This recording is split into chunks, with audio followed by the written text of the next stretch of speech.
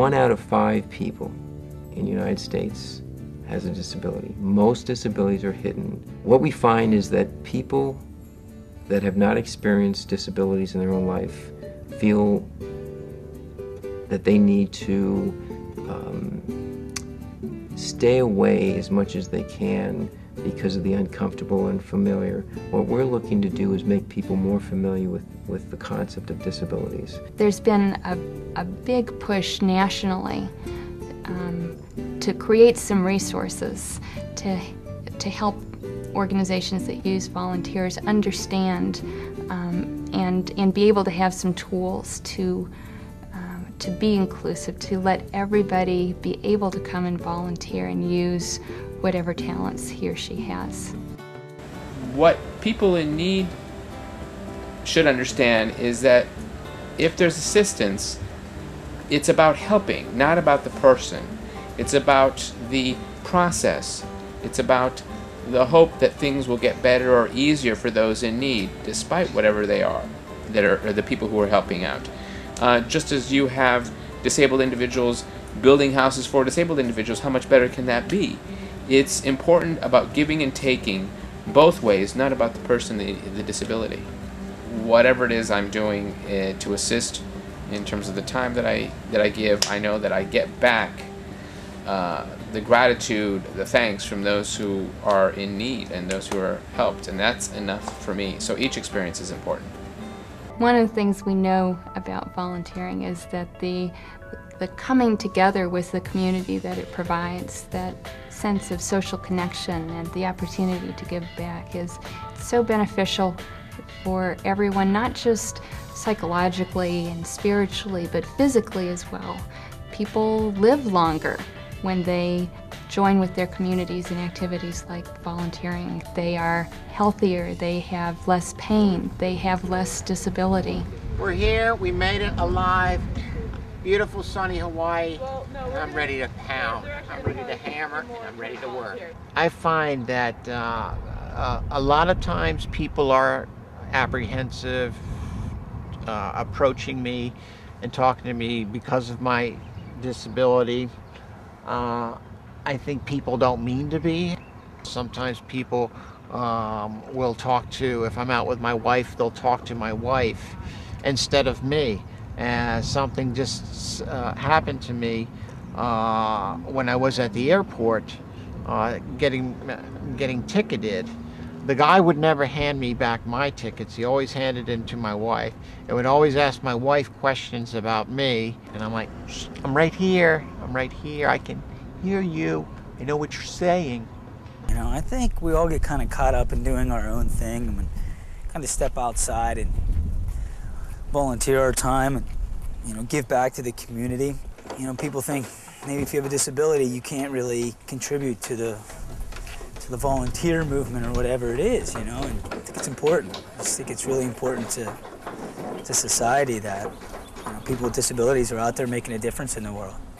I got pulled over and the policeman, instead of coming up to my door like they usually do and saying, oh, how do you drive and do you have a license and wow, isn't that cool? Instead, he got on his speaker and said, I need to see your hands out the window right now. And when I shouted, I don't have any arms, he pulled his gun out and I could see him in my rearview mirror behind his door. He was ready to shoot. The one thing in the world he was asking of me was the very one thing that I could not comply with as much as I wanted to.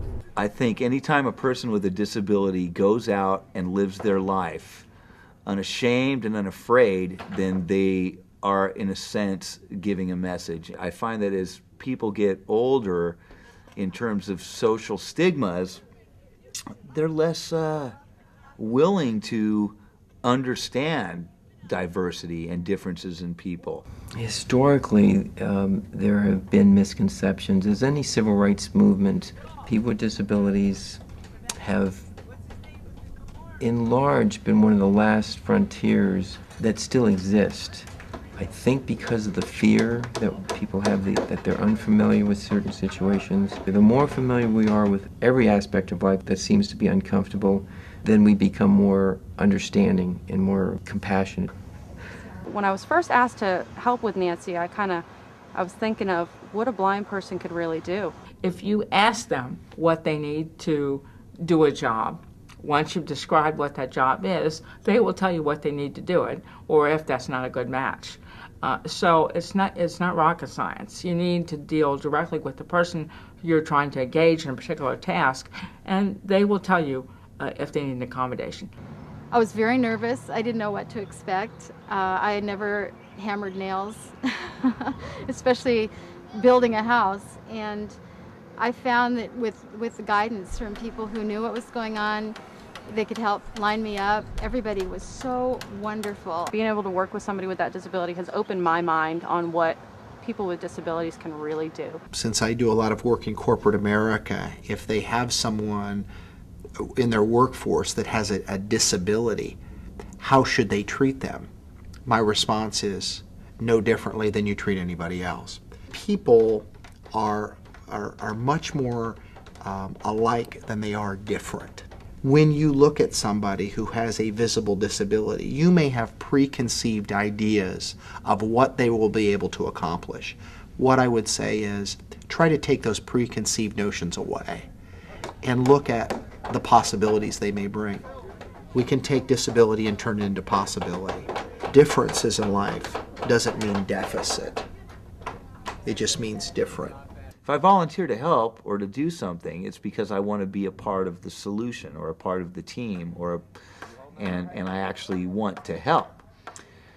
When somebody who doesn't know you very well, hasn't lived in your skin for your entire life, sort of assumes that they have a better idea of what you're capable of than you do, it's a very common misconception. Some people have made assumptions when I do try to do some type of work, and they assume that maybe I'm not capable of doing that because of my disability. The straightforward questions are always the best way. Then you can kind of take away as much awkwardness as possible. Accommodating volunteers with disabilities usually means just thinking a little bit more creatively about the tasks that need to be done. Approach the volunteers the way you would approach any volunteer, is saying, this is what we need to be done. How do you think you could do that? If we can be open to suggestions for other ways that something can be done, then people can come up with amazingly creative and effective solutions. We hope people will realize when they're outreaching to people to volunteer in their programs is to remember, maybe not even the word remember, but to think about outreaching to volunteers with disabilities in any of their programs. It is disappointing if somebody says, I don't think you should do that. I don't think you can do this or that.